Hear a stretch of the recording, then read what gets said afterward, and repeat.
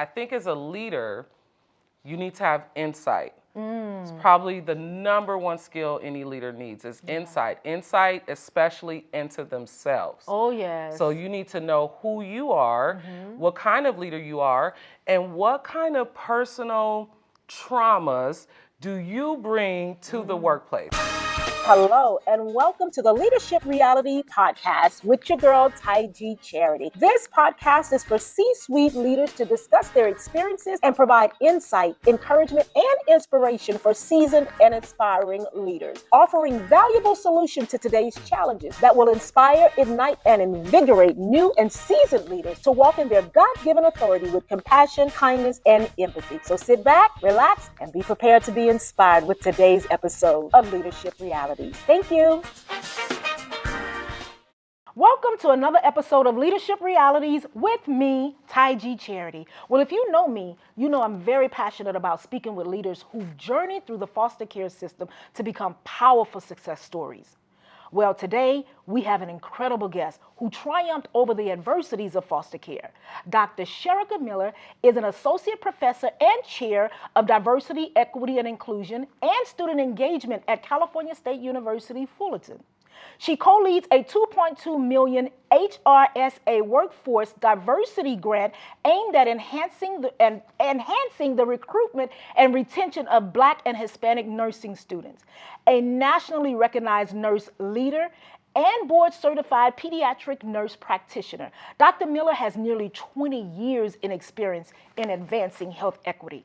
In addition to her academic role, she is a sought-after consultant and speaker, having delivered over 50 keynotes, including a TED Talk in 2023, whoop whoop, on resilience and systematic change. Her personal experience in foster care drives her advocacy. Dr. Miller earned her BSN from Howard University in 2005, HU, and her PhD from UCLA in 2017, focusing on transitional-age foster youth. Her mentorship contributions were recognized with the 2021 Casey Family Foundation Foster Youth Alumni Award, and her memoir, Versus, Lessons Learned from Foster Care, alongside her feature in the documentary, Still Waters Never Crash. It highlights her resilience and commitment to transformative change. Dr. Miller, welcome to the show. Thank you. This is long overdue. Thank you for that introduction. Of course, you've earned all of that. And I wish I could have done the whole, because look, you're doing amazing things. Thank you. Thank you for being here. Thank you for saying yes. Let's talk leadership, because clearly you're a phenomenal leader. Thank you. Let's talk about it. Let's talk about it. Let's talk. When did you realize this? Because I know your story. You have experience in the foster care system. If you want to tell us a little bit about that, and then go on to talk about, like, how did you end up in this lane of just being a certified nurses practitioner, a PhD, a CEO of your own organization that you've started in Compton. Let's talk about all of it. Yeah, so like you said, I grew up in foster care. My first placement was at 6, and I went to McLaren Hall, which, if you all know about McLaren Hall, they closed, right? Yeah, and it's in the middle of a big lawsuit right now. Yes. A bunch of the kids are now suing for sexual abuse and physical abuse. It was this juvenile detention center that they then converted into a residential center. So we were in these pods, and so that was my first foray into foster care, and I spent the next 12 years bouncing in and out of foster care across 3 different counties out here in Southern California, multiple different institutions.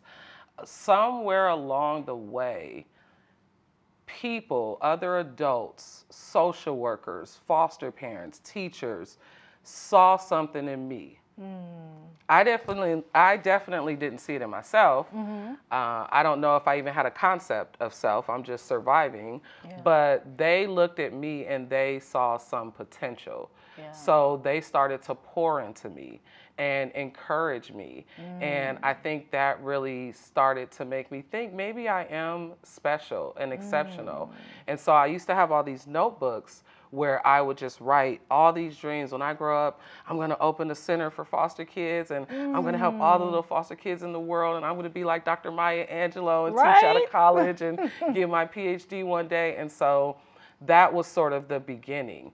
My first formal leadership role, I would say, was at Howard when I was class vice president. All And right. then, in the nursing, right? You know, I had to stop myself during the introduction because when we hear the HU, Girl, we got to look, say, you know. My husband's a Howard graduate, so You know. I hear it, All day. He has my little kid running around here talking about HU, All so, day, yes, all day. And being at that institution, they started to instill it in us. They told us early on, you all are leaders of the global community. And they would ask us, what are you going to do to change the world?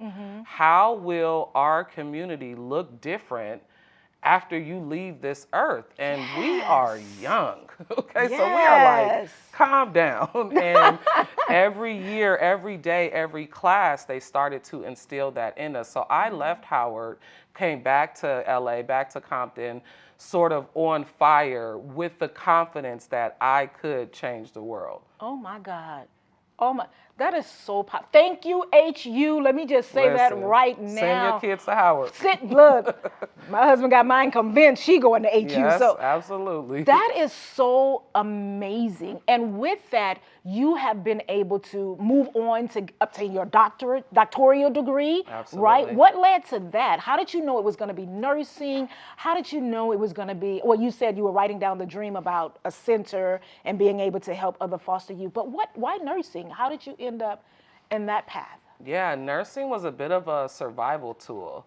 I had to be practical when I was going to college and think about what degree can I get where I can come home and make money. And make some money. So honestly, I'd already been working as a CNA from 16. I was paying for my own prom and paying for college applications and things like that.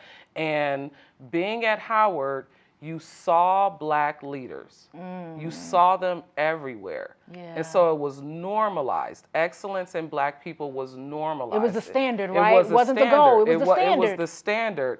And they had high standards for us, but also high support. So I had faculty who took me home for Thanksgiving break. They all knew I was a foster kid. They all knew I didn't have anywhere to stay during the breaks, and they would take me in and mentor me. And so it was a natural progression then, since I'm in a nursing program and I see Black women who are nursing faculty with their PhDs, it was a natural progression for me to get my PhD. I never doubted it. I didn't know what it entailed. Right. I didn't know how I was going to get there. I didn't know how I was going to pay for it, but I knew that I was going to do it. And so that's really what made me know that I could do it. So I got my bachelor's, I worked as a nurse. I started teaching very early in my career at LVN programs. I got my master's, started teaching at bachelor's programs, and then went into that PhD program at UCLA. And I'm glad I had the experiences at Howard, because I would have sat in that classroom at UCLA in that PhD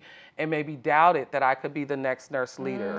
Only 1% of nurses have a PhD.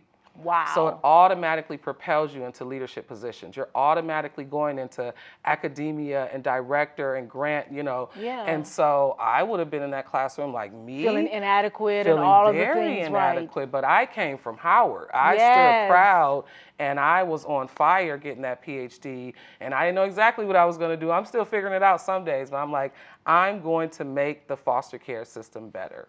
Look, I hear in all that you've said, the power of mentorship, right? And the power of connections, and the power of just resilience. Where there's a will, there's a way. Absolutely. You didn't let the past delay you or use it as an excuse not to move forward. Look, my mind is spinning right now, right? It's just spinning. Tell me about the community center that you founded. What is it? What is it called? What do you do, and how did you get started? Yeah, so it's actually called the Compton Wellness Collective. It was founded by Veronica Clanton Higgins, out of Compton, and it's a collective of us, clinicians, licensed clinicians that provide mental health services and resources to low-income individuals. So my specialty, my niche, is foster youth and young adults. And so we run programming for these populations.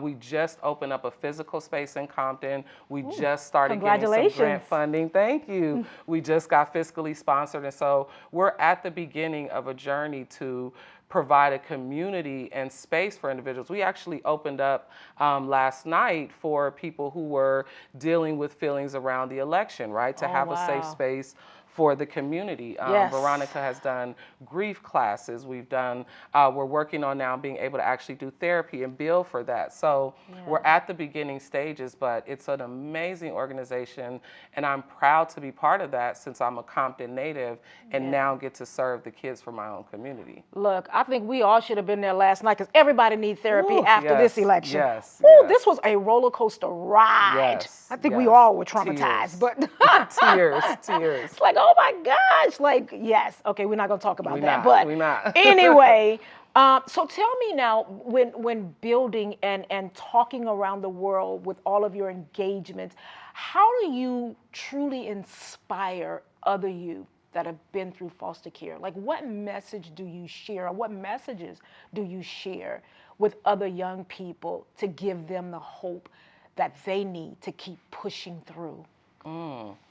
Audacity is what I like to focus on with them. How important it is to have the audacity, because who are you to open up a 5,000 square foot studio and save all these foster youth? Who do you think you are, right? So somewhere along your journey, you had to have the audacity to think, I can do it. I'm reading right now Parable of the Talent, Octavia Butler's book, and she talks about how some people can't envision something happening unless they've seen it. And I think as a leader, you have to be visionary and believe that something can happen, even if you haven't seen it, and believe that you could be the one to make it happen. So when I talk to these foster youth, I talk to them about, right now, you don't have any autonomy, right? Everybody around you is making decisions about your life and your well-being. When you hit that door, you have to make a decision. You have to decide that now you're going to take control of your life, and it's not your fault what happened to you and what put you there, but it's now your obligation to do something about it. And so all of us as foster youth have to come to that crossroad. What are we going to do now that life is in our hands? And I try to empower them that now how powerful that is for you to now be able to make the decisions about what happens to your life. I talk to them about the importance of that resiliency and that audacity, and the importance of connections and interpersonal relationships. I'm a success because of people like you, because of programs like this, because of adults who saw something in me, and because I was open to it. A lot of foster youth, we've been through a lot of things, and we don't trust adults, and we keep our hearts closed. There are so many programs and people that want to help foster youth, and opening myself up to that gave me a village of people that supported me in a little cloud, right, as I lifted up. So not only am I speaking to the youth, I'm also doing workshops and trainings and facilitating these workshops with child welfare professionals on how do you engage with transitional-age foster youth to ensure their success. And you know what's interesting, because I've talked about kids in the spotlight at these talks, okay? Thank you. I don't know if I should tell you every time, but I talk to them about how important it is to focus on the kids as human. And nurture their interest, and don't make the center of their world foster care. So if they like film, get them in a program like Kids in the Spotlight. If they like MMA, get them in a program where people are going to have foster youth doing MMA. And so by nurturing that and building their self-esteem, that is what will ensure their success, so they can be the next generation of leaders. Absolutely. And also exposing them, because sometimes you don't know what you don't know, right? If you've never been in an environment, a creative environment where you see films are being created, you may not think that you have an interest in filmmaking, or interest in storytelling, or interest or talent. or talent, right? In cinematography and all of these things, until you're exposed, or nursing, until you are actually exposed to those things. But you talked about emotions and really dealing with the young people that aren't really, or getting young people to open up and trust. And that is so hard when you feel like you don't have a sense of belonging, or when you feel like you don't have a nurturing environment, or when you feel like you've trusted adults and they failed you time and time and time and time again. I know for us, using screenwriting as an outlet for them to sort of deal with those emotions so that we can then get you to the next level so that you can have and start making those decisions, have autonomy and agency over your narrative. But for those young people who are still just struggling right there with emotions, because emotions are powerful, right? And if you don't know how to control them, emotions will control you. Yeah. So how do you get young people to really process emotions and understand emotions so that they can make very intelligent decisions that lead to their success? Yes, I think a lot of reframing has to happen in terms of welcoming emotions and riding sort of the highs and lows of life and understanding that if you trust 10 people, 1 or 2 people may turn out to be right, and you have to have confidence in yourself that you can withstand that heartbreak,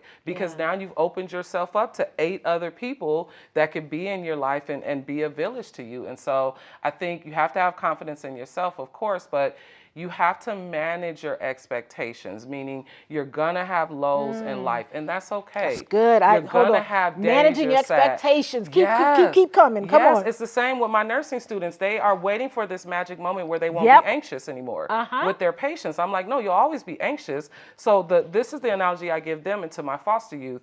In this specific example, it's anxiety. Right now, you all are new students, and so you're driving in a car. Anxiety is right here, taking the wheel. Right? Anxiety has you going all around the freeway. The goal is not to get rid of the anxiety. It'll never go away. You're caring for patients. Yes. The goal is to put the anxiety in the passenger seat, buckle the seatbelt, I see you, and stay on the road, right? Ooh, that's One a day good you'll be visual. able to put anxiety in the back seat, in the trunk.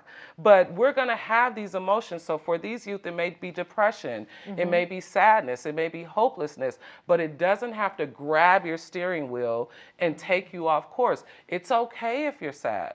Be sad. It's okay. That's part of the highs and lows of life, no matter what our background is. So I try to help keep them grounded and realistic and managing their expectations of life, because I'm not of the philosophy of like, if you work hard, everything's going to work out. And sometimes it don't, right? Sometimes you work hard and you still get the no. And so we talked about that earlier before the show started, right? Yes, yes. And then lastly, helping them see the value in the journey. Helping them. I had a talk in Arizona with Arizona Supreme Court, the kids from there. And this girl said, right before I got on the talk, this teenager said, make sure when you get on stage, you tell them we're just like everybody else. Foster kids are just like everybody else. And I thought about that and I got up there and I said, no, we're not. No, we're not. Exactly. We have a level of grit and resilience I got that the those kids will never have. Never. So I look at, that's why my book is Lessons Learned from Foster Care. It's not a sad, story about it's like, this is what I actually did learn. I learned how to be resilient. I have a level of grit. When things are happening, I'm looking around, everybody's breaking down. I'm good. You're like, this is nothing compared to what I've been. We are not like everybody else, and that's okay. So having them see the value in their journey and own the strengths in that is what the message I try to give to them. That is so powerful. Look, I'm using the analogy of the anxiety on the passenger side until I can get anxiety in the back seat, until I can get anxiety, out the window somewhere. But that is so powerful. And I know people ask me all the time, it's like, are you foster care? Have you been? I was like, I have not. But just watching foster youth, especially foster youth people that have lived experience, come out on the other side of it, tells me over and over and over again, aligning with mentors, building a village to support one another. And I'm a woman of faith, and I read a scripture. All I needed was one scripture to co-sign. That scripture in, I think it was James 1:27, that says true religion is looking after our foster youth and widows. And I'm like, okay, it's a no-brainer. So it's not just for me, it's for everybody out here who's proclaiming any type of faith, whatever that faith is. True religion is, and it's taking care of one another. Absolutely. And look what happens when we do, right? When we make that investment. Yes. Have you heard that prayer? I'm not actually especially religious person, but it's a prayer. It's disturb us, Lord. Oh, no. Disturb us when we are getting too comfortable, when we are complacent. it speaks to this, don't let us settle and just get comfortable and Yes. complacent, disturb us and agitate us. Shake And it so up. I'm trying to get these youth to go after the challenge, welcome the obstacle, Yes. welcome the heartbreaks and what you learn, right? Yes. Welcome the lows with the same grace that you welcome those highs. And so, yeah. That's Okay, a don't powerful get me started, because I'll start going. Powerful look. you know. Go there, because I'm gonna go right with you. Okay, that is such a powerful lesson to learn. I know one of my favorite quotes is from George Washington Carver, where he talks about no human has any right to enter this world without leaving behind a distinct and legitimate reason for having passed through it. Ooh.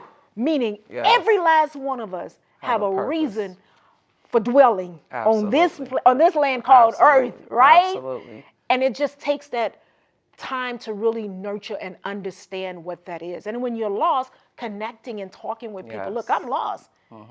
Sometimes I'm still lost. I'm like, look, I need some. Look, I'm calling people like I'm lost right now. I don't always know how to navigate, but I know how to throw out a lifeline and say I need your help.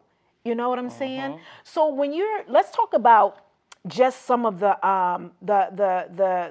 challenges in building a team and working around, because when you're working with other people, things can get a little complicated every now and then. Yes. How do you navigate just building a team around you? Yes. So I would say the most pertinent role for this is being co-director of the $2.2 million federal workforce diversity grant. And so I lead a team of individuals. We create and implement initiatives to increase recruitment and retention. We're in California, a fairly liberal state, so thankfully we have a lot of support. This isn't an anti-DEI state, but my profession is mostly comprised of older white women. Okay. I am in a profession where people don't look like me mostly, especially once you go to the top in the leadership with a PhD. And so for me, I've had to work extra hard to prove my competence. Oh, yes. And to get my team, right, to sort of rally my team, because I'm not the leader they necessarily expect to see. They love me on paper. Oh my God, UCLA grad, oh my God, come in, right? And then they say, and they're like, oh, that's interesting. You're so well spoken, right? Things like that. And it feels so insulting. Yes, yes, right? yes. What does that mean? Okay, you're so well spoken too. Yes, yes. And so with my team, some things that I've done definitely is keeping the engagement of the people that are on my team and picking individuals on the team that were true to the mission. Yes. And so not everyone is true to this mission of diversity, equity, and inclusion. Not everyone sees the importance of diversifying our workforce so that we have culturally competent individuals to care for these patients, or if they were social workers, whatever the case, we need a diverse workforce, right, that knows the community. And so having individuals that have that right mindset and that are committed to the work, that's absolutely another way.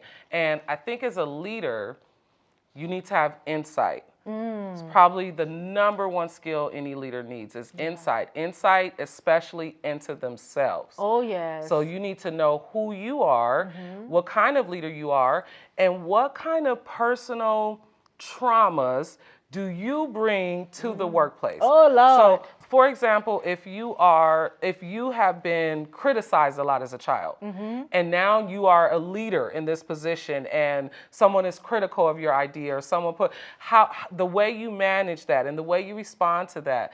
So having that insight into yourself helps you to be a better leader.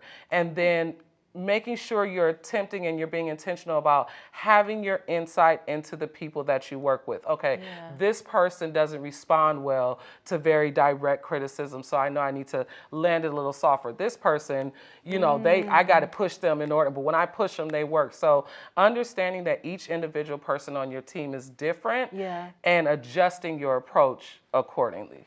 Oh my gosh, this feels like a therapy session right now. Look, talk to me. That is so, it's really true, especially when you are like I am. I'm a very sort of direct leader, but I don't like confrontation at the same time, right? So it's like this, compare and contrast type thing. Like I want to There's some things I might need to correct, but I'm trying to figure out how to correct it without being offensive, because I don't like offending people. I don't like hurting people's feelings. But then sometimes you've done it and said it so many times, you're like, God dog it, I don't even care anymore. Yes, yes, you know? yes, So yes. that looking at yourself and understanding how you communicate and how you show up is very important. Absolutely. And so I love that. And trying to implement that is not always easy. No. So when did you learn this insight? Therapy. Well, I'm getting mine right now, okay? You know, She say therapy. I've been through a lot of therapy off and on. I call it now tune-up therapy. Every year I'll do a couple months of therapy, see where I am. So for me, being at McLaren Hall at 6, and I talked about this in the TEDx and in my book, there were kids all night that would bang their head on the wall and scream. Jesus. So I learned early on, and this is me looking back now, how to dissociate from my emotions. And actually that became a protective factor. So I didn't have all of the mental health problems I could have had as a foster youth going through, because I'm flying so high above my emotions, I'm not even letting myself be present enough to feel. Now I'm an adult. It's not going to work. So I had to rewire and reframe my brain to feel again, to hope again, to have expectations again. And so going through therapy is what started to help me put a mirror on myself. I was a people pleaser who mostly did things for external validation. I wanted to be the model foster kid. So I'm going to be an academic student. I'm going to, and then when I would work these jobs, it's like, I'm trying to get their approval. I didn't have a mom. My mom wasn't there. So this is mommy issues now showing up in the workplace because you want to impress your boss. And so working through therapy to see helped me sift out also which part of this work are you doing for applause and validation? Ooh, that's good. And which part of this are you doing for yourself? Yes. And let's separate that and be clear about that. So going to therapy is what helped me to be a better leader. It helped me decide what projects, which initiatives I wanted to commit my time to. And you can't live for that applause and validation. Right. And so many of us do that. Because then when the applause doesn't come and it's silent. Then you somewhere in a corner. Right. Feeling lost. Exactly. And, exactly. devalued and all of that. Yes, yes. Ooh, this is all so good. And they told me I got 5 minutes left. I'm so mad at them Okay. right now. Come I'm on. so mad at them right now because I want a good 20, 30, maybe even 45 more minutes, okay? Yes. Tell me real quickly, who's one of your favorite leaders? Ooh, I don't know if you know her, Tai G. Oh, don't make me cry. I would say a couple of people. I definitely admire the way because you weren't in foster care. No. So we don't always see people who are this committed to the cause without having been through it themselves. And you are present. You could be just a standoff CEO and have everybody, right? Every time I come up here, I see you. You are here. You're watching the films with the kids. You're hugging them. You know them. And I think the fact that you had that audacity, I listened to your TEDx talk and how you built this organization from the ground up and now using it to bring up everybody else is inspiring. Veronica Higgins, CWC, who runs TEDx Compton, who brought me on for TEDx Compton, is such a compassionate and intentional leader who is not only committed to the work, but also intentional about making sure she has her own boundaries and she's taking care of herself. And that's important too, because some of us will throw ourselves into the work and kill ourselves doing it. Yeah. I'm working on that part. Okay. Yes. You got it. You can't. I'm working on that part. You can't do that. It's So it's been 15 years. We've been talking about a sabbatical leave pretty soon. I'm on sabbatical right now.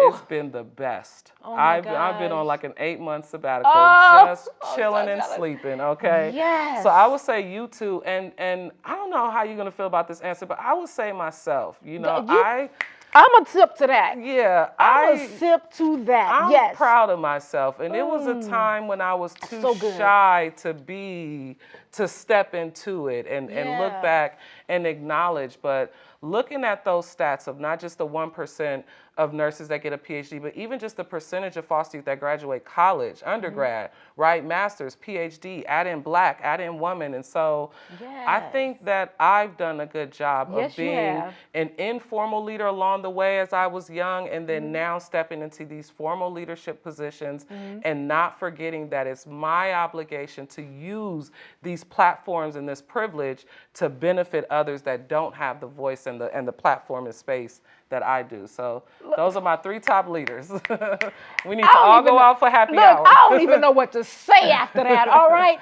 Amazing. And you Thank truly you. are. I mean, just this 20, 30, probably 35 minutes that we've been together, I've been so inspired just hearing the journey. And I just, oh my gosh, I wish we can get every foster youth that exists to just sit and listen to this story and listen to you and just use your story as an example to give themselves permission. And you were talking about the audacity to believe, right? I think that was President Obama's book, The Audacity of Hope. Absolutely. Have the audacity to believe in your gifts, in your talent, and that you are worthy.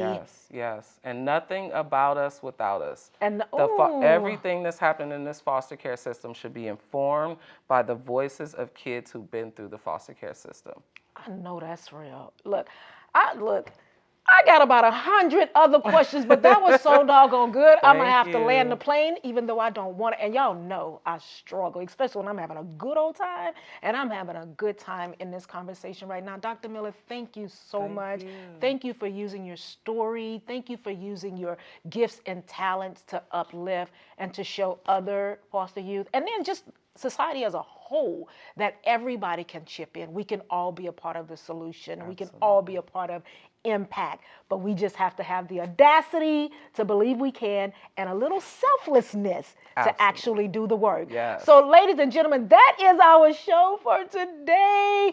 I know that you have heard something, no, more than just something. You've heard a lot today that you could apply to your leadership journey and just you as an individual. So I hope you tune in next time and remember to do those 3 magical words: like, share, and subscribe. And if there's silver like buttons on this one here, I need you to keep hitting like, because this was a powerful session today. So thank you again, Dr. Miller, for being here. And until next time, stay focused on your leadership journey. Bye now.